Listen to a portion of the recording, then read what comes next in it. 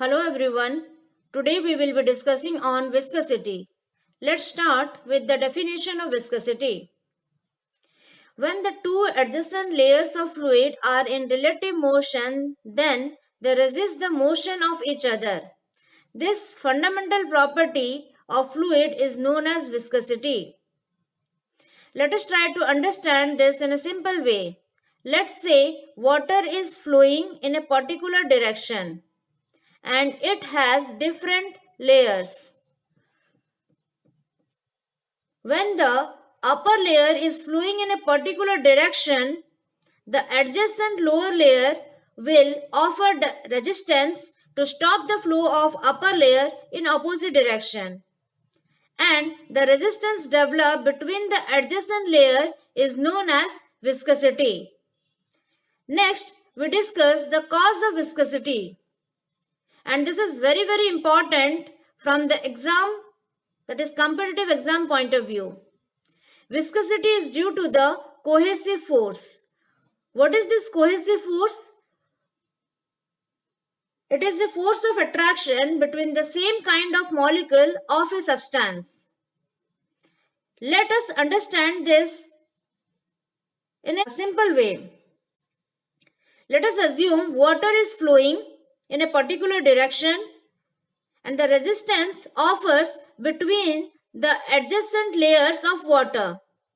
Why this resistance offers between the layers of water?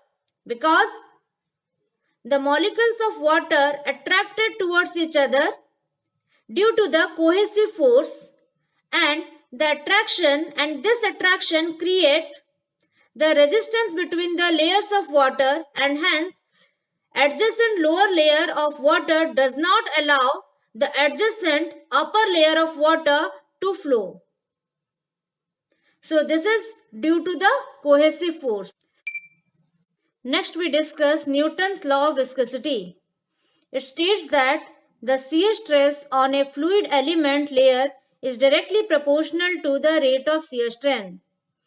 Gradually in this article we understand shear stress and rate of shear strain. Mathematically, Newton's law of viscosity is represented as tau equal to mu du by dy. Tau is shear stress, mu is coefficient of viscosity or dynamic viscosity, and du by dy is velocity gradient. Let's get into the derivation of this equation. For this, let us assume a certain quantity of fluid. Let's assume water which is flowing with some velocity on a stationary plate. So this is a stationary plate. For our convenience, let's put them in xy coordinate. Let's assume 2 points. One point is B and another point is at a distance dy from B. It is obvious the layer of fluid which is along the surface of stationary plate is having velocity 0. But as we gradually move away from the stationary plate, the velocity is increasing. Let's consider point B is moving with velocity u and point A is moving with some more velocity to be u plus du. Now consider the distance traveled by this point B and point A.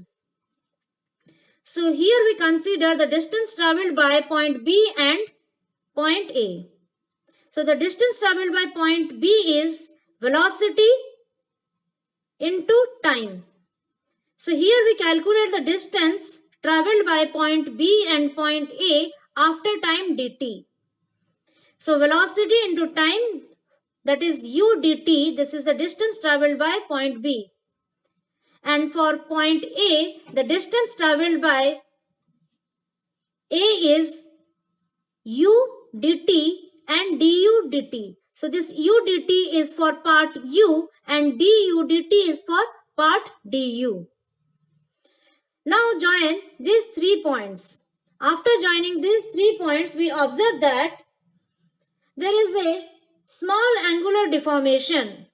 This angular deformation is known as shear deformation or shear strain. Now consider this right triangle. By considering this right triangle, we can Write tan d theta equal to perpendicular by base, that is equal to du dt by dy.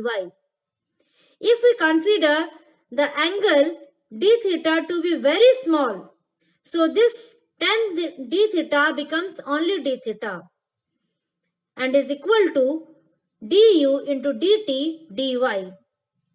So if I rewrite this expression, so here we can consider this d theta by dt is equal to du by dy.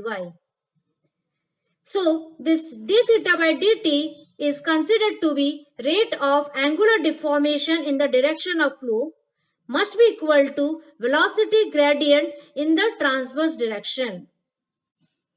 It has been experimentally observed that the shear stress at any layer at a distance y from the surface is directly proportional to the rate of angular deformation.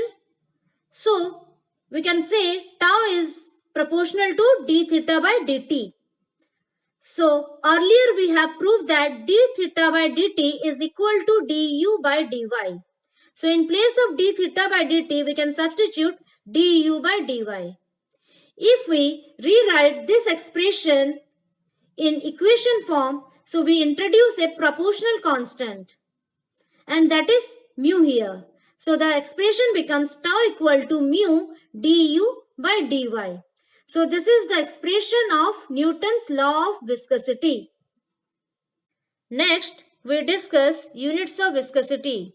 So here we discuss two types of viscosity. One is dynamic viscosity and another is kinematic viscosity. From the name itself, we understood that in dynamic viscosity, the force is considered which is responsible for the motion of the fluid, and in kinematic viscosity, we are not considering any force which is responsible for the motion of the fluid. So first we discuss dynamic viscosity, and it is denoted as mu. We earlier discussed Newton's law of viscosity, that is tau equal to mu du by dy. If we rewrite this expression, so we get mu equal to tau by du by dy. So tau is shear stress. So shear stress is force per unit area. And du is change of velocity and dy is change of distance. So first we discuss the SI unit of dynamic viscosity. So for that we consider the SI unit of all these parameters. So SI unit of force is Newton, SI unit of area is meter square, SI unit of change of velocity is meter per second, and SI unit of change of distance is meter. So we substitute all this value, all these units here. So it is Newton per meter square into meter by meter per second. So if we cancels the common terms from the numerator and denominator, the left expression is Newton second per meter square. And in place of Newton per meter square, we can consider Pascal, and it becomes Pascal into second. So this is the SI unit of, that is dynamic viscosity. This Newton second per meter square can also be written as in place of Newton, 1 Newton we consider to be 1 kg meter per second square.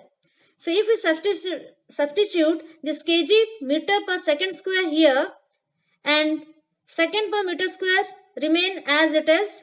So if you cancels the common term from numerator and denominator, the left expression is kg meter in kg by meter into second.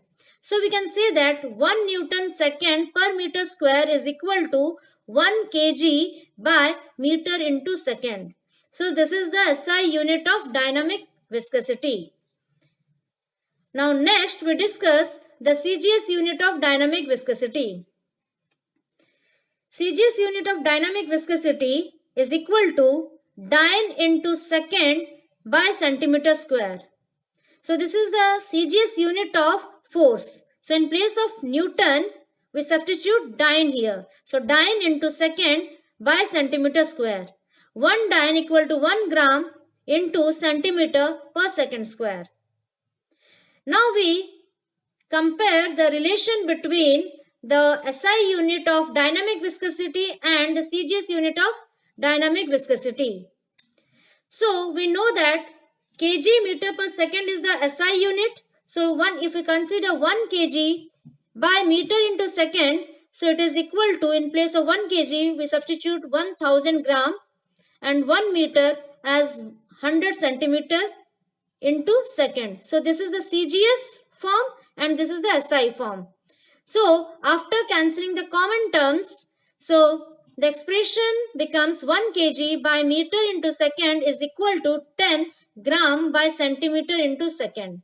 So this gram by centimeter into second is expressed as poise. So we can say that 1 kg meter into second equal to 10 poise. So we know that 1 kg meter into second is 1 Newton second per meter square. So we can say that 1 Newton second meter square is equal to 10 poise, or 1 poise equal to 1 by 10 Newton second by meter square, or equal to 1 by 10 kg meter into second. So this is the dynamic viscosity, units of dynamic viscosity. So next we discuss kinematic viscosity. So kinematic viscosity is denoted as nu. It is defined as the ratio between the dynamic viscosity and the density of fluid. So this is the expression of dynamic viscosity, that is mu by rho.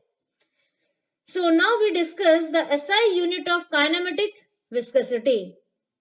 So in place of mu, we substitute the unit of dynamic viscosity, that is Newton second per meter square, into unit of density is what? Kg per meter cube.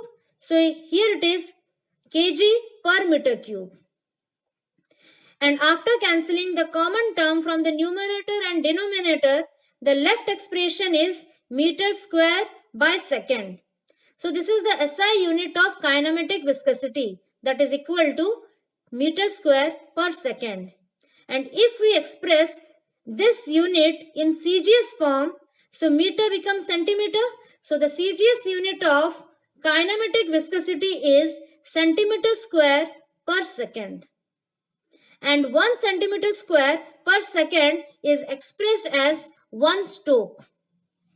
So we can say that 1 stoke is equal to 1 centimeter square per second.